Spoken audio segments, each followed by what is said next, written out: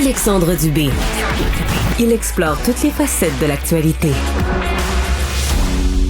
Ben, qui croire au Moyen-Orient? T'sais? D'un côté, t'as le président Trump qui un peu souffle le chaud et le froid. Il va de certaines déclarations hier, là, on va vous dire, sur son réseau social Truth, là.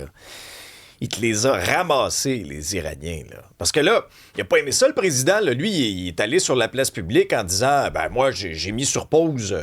J'ai mis sur pause mes frappes, il y a des discussions, tout va bien. » Et les Iraniens viennent le contredire, c'est la place publique. Ça n'a pas plu du tout au président. Georges Mercier est analyste, doctorant en sciences politiques au Centre de recherche internationale de Sciences Po Paris et à l'Université de Montréal. Salut, Georges. Salut, Alex. Pourquoi l'Iran, sans tête, continue à nier qu'il y a quelconque négociation sur la place publique? C'est quoi leur jeu, là? Peut-être parce qu'il n'y en a pas de négociation. On sait que l'Iran est en négociation avec Oman, le pays de l'autre côté du détroit, mais personne n'a confirmé qu'il y avait des négociations officielles avec les Américains. C'est-à-dire que vous avez des Américains et des Iraniens dans une salle de négociation autour d'une table. Est-ce qu'ils s'envoient des messages par des médiateurs comme le Qatar?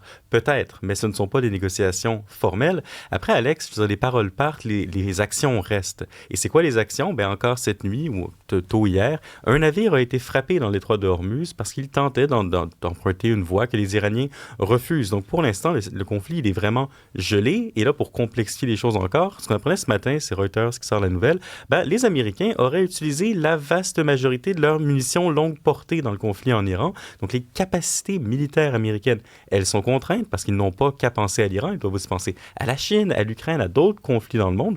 Donc, si on a un inventaire militaire qui diminue, ça veut dire que lorsqu'on menace les Iraniens de recommencer à les bombarder, eux voient ça et ils se disent « Oui, c'est bien beau la menace, encore faut-il qu'ils puissent le faire. » Et c'est pas clair qu'ils puissent le faire parce qu'ils doivent penser à leurs autres intérêts. C'est pour ça que la situation est bloquée, parce que les Iraniens peuvent se permettre d'attendre. De toute façon, c'est pas comme si leur population se mobilisait, ils feraient ce qu'ils font toujours, c'est-à-dire les mitrailler. Les Américains, eux, ont des élections de mi-mandat. On sait qu'ils sont sensibles aux pressions sur l'énergie. Donc, du côté de l'attente, les Iraniens gagnent à ce niveau-là.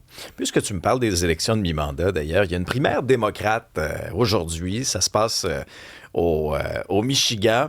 Et c'est toute une collision, là, notamment entre l'establishment et la gauche du parti. Ah oui, puis c'est une primaire absolument fascinante. Pourquoi? Premier élément, parce qu'on est au Michigan, qui est un swing state, un État pivot qui peut pencher du côté démocrate comme républicain. Donc, qui l'emporte là-bas, c'est un bon indicateur de quelle stratégie les démocrates pourraient employer. Et là, tu le dis bien, parce qu'on a deux personnages vraiment qui s'opposent. Vous avez Haley Stevens, qui est soutenue par tout l'establishment démocrate, essentiellement. C'est la démocrate type. Elle a des positions plus centristes. Elle ne veut pas faire de vagues. Elle parle, du coût de la vie, des choses comme ça, mais avec des mesures plus modérées. Et de l'autre côté, vous avez un candidat beaucoup plus flamboyant qui s'appelle Abdul El Sayed. C'est un fils d'immigrants égyptiens. C'est un spécialiste de santé publique qui avait déjà tenté de se faire élire comme gouverneur, ce qui n'avait pas fonctionné parce qu'il avait perdu sa primaire. Mais là, il est en avance dans les sondages. Et ce qui est intéressant, c'est son message. Il critique essentiellement trois choses. Évidemment, l'affordabilité, le coût de la vie. Il veut une politique d'assurance maladie universelle. Il critique le soutien des États-Unis à Israël. Il appelle à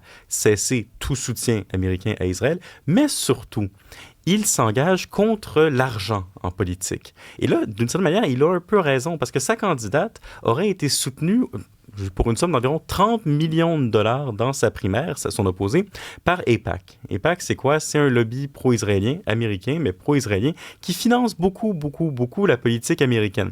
Donc, face à El Sayed, vous avez une candidate soutenue à hauteur de 30 millions parce qu'il critique, et lui prétend ne pas recevoir de grandes donations, de grandes entreprises. Et là, jusqu'à maintenant, ça fonctionne plutôt bien, parce qu'il est en avance dans les sondages. Il pourrait l'emporter. Ce qui va être très intéressant, c'est s'il l'emporte, est-ce qu'il a vraiment une chance, avec les positions plus incendiaires, très, très progressistes qu'il a, de l'emporter au niveau de l'État au complet?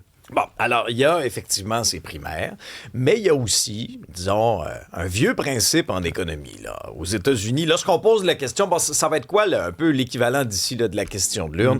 Il y a une bonne vieille citation, « It's the economy, stupid ». C'est-à-dire que c'est l'économie, pauvre con, c'est une évidence. Là, normalement, historiquement, Georges, si je te dis économie, souvent, c'est les républicains qui incarnent cet enjeu-là. Mais là, il y a un nouveau sondage, puis c'est la première fois depuis à peu près 10 ans qu'on n'a pas vu ça. Les Américains ne répondent plus républicain automatiquement lorsqu'on parle d'économie. Et c'est exactement pour ça que la primaire dans l'État du Michigan est intéressante. Ah oui. Parce que ce que le sondage nous démontre, c'est pas qu'il y a un changement massif. Bon, c'est très serré. Je pense que c'est 36-37 37 pensent que les démocrates feraient une meilleure job sur l'économie, 36 les républicains. On est dans la marge d'erreur. Mais il y a un mouvement, lui, qui est significatif, qui resserre l'écart entre les deux. Au même moment, vous avez un président extraordinairement impopulaire. Son taux d'approbation, ce serait 35 Dans un contexte comme ça, là, lorsque vous avez un système à deux partis, la meilleure stratégie pour le Parti démocrate, c'est peut-être de juste rien faire, de ne pas faire de vagues, de ne pas s'engager dans des propositions politiques qui sont plus conflictuelles, qui portent à débat, à confusion, mais simplement laisser les républicains se plomber eux-mêmes. Donc, le calcul stratégique ici, c'est si vraiment on a tant de chances de l'emporter aux midterms, est-ce qu'on doit prendre le risque que des candidats comme Al-Sayed, qui sont peut-être populaires au niveau de la base démocrate, mais qui le seront beaucoup, beaucoup moins au niveau de l'électeur moyen, bien si on a des candidats comme ça, est-ce que ça pourrait pas rafraîchir les ardeurs des électeurs indécis dans un contexte où tout nous porte à gagner? Donc, plutôt que de s'engager dans des trucs plus compliqués, plus polarisants, eh bien, gardons le ton très, très, très, très bas. Laissons les républicains eux-mêmes nous offrir la victoire, parce qu'il faut bien remarquer que le Parti démocrate aux États-Unis a quand même un don assez formidable pour se plomber lui-même, notamment en adoptant des politiques au niveau de la guerre culturelle, bon, sur la transidentité, l'équité, des choses comme ça, qui déplaisent au grand nombre des électeurs américains et qui parfois font pencher le vote d'un côté ou de l'autre. Moi, je me souviens dans la campagne présidentielle entre Kamala Harris et Donald Trump, le meilleur slogan de campagne, c'était une attaque républicaine qui disait Donald Trump is for you, Kamala is for they, them. Et c'est une partie des choses comme ça qui a plombé sa campagne. Donc, est-ce qu'ils vont être assez responsables pour ne pas faire ça? On verra. L'économie, c'est sûr, c'est au cœur des enjeux, mais l'immigration aussi. Puis Trump a vraiment joué là-dessus. Bien sûr, l'histoire se passe loin des États-Unis, mais quand même, ça peut assurément être récupéré. Mais même si on est loin, on est quand même en droit de se préoccuper là, de ce qu'on a vu du côté de Ceuta au cours des derniers jours. Cette arrivée massive de migrants, ils étaient quoi, 60, 70 000. Les réactions sont encore très vives, entre autres en Europe, là, Georges. Oui, c'est vrai que ça se passe loin des États-Unis, mais les images restent. Les images, oui. Elles sont spectaculaires, elles sont récupérées, elles sont immensément partagées. Et là, ce qui est intéressant, c'est que la vaste majorité de ces dizaines de milliers de migrants marocains-là ont été retournés au Maroc. Ils ne sont plus à Ceuta. Donc, la partie physique, réelle, tangible, concrète de cette crise migratoire-là, elle s'est résorbée un peu. Et là, on passe à la phase de la récupération politique. Et ce qui est intéressant, c'est qu'il y a une escalade au sein des partis de droite ou d'extrême droite européens pour demander des mesures ultra musclées parce qu'on prétend qu'il y a une invasion migratoire. Bon, dans les faits, les chiffres montrent que l'Europe parvient quand même à contrôler ses frontières. Hein. Et là, ce que j'ai trouvé intéressant, c'est Nigel Farage, le leader de Reform UK, qui est un parti assez extrême au Royaume-Uni, qui propose une opération forteresse. Il dit essentiellement, on va utiliser l'armée britannique pour s'attaquer aux petits bateaux, ces embarcations qui permettent à des migrants de passer, par exemple, de la France à l'Angleterre, comme si vraiment on était dans un monde où il y avait des hordes de gens qui voulaient rentrer dans les pays européens. Il y a beaucoup, beaucoup, beaucoup de gens, de migrants, qui veulent aller en Europe. Ça, c'est vrai. Mais il n'y a pas une submersion migratoire comme si on voyait vraiment une invasion. Le problème, c'est que les électeurs, eux, ils sont sensibles aux images qu'on a vues. Et les images qu'on a vues, elles sont choquantes, elles choquent, elles font peur, elles effraient d'une certaine manière.